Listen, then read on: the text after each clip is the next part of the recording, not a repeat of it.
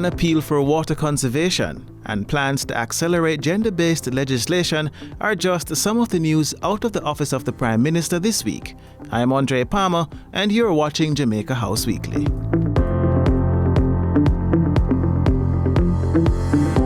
At the top of the week, Prime Minister Andrew Holness urged Jamaicans to conserve on their use of water as part of efforts to mitigate the impact of drought conditions. I'm appealing to all Jamaicans to be conservative in the use of water.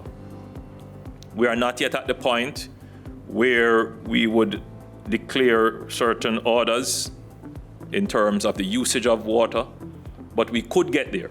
Mr. Holness was speaking at a press conference at the Office of the Prime Minister, where he announced an additional $100 million in response to the meteorological drought facing the country.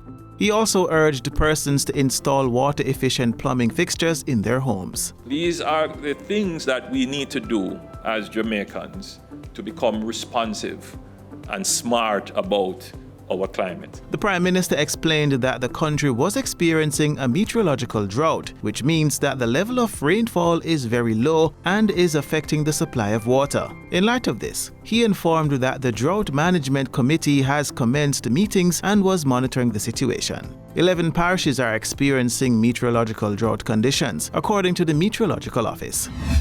Government will be speeding up the passage of amendments to gender-based legislation in the new fiscal year. Prime Minister Andrew Holness made the announcement on International Women's Day during a breakfast event at Jamaica House.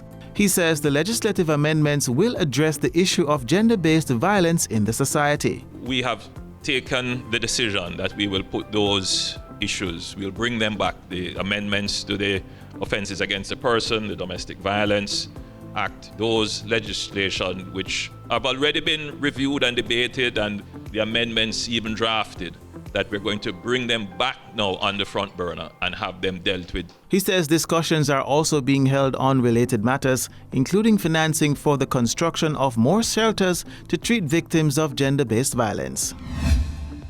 On Saturday, the Prime Minister took to social media to congratulate Dejon Whisper Richards, who signed a pre-contract with English Premier League EPL football club Chelsea.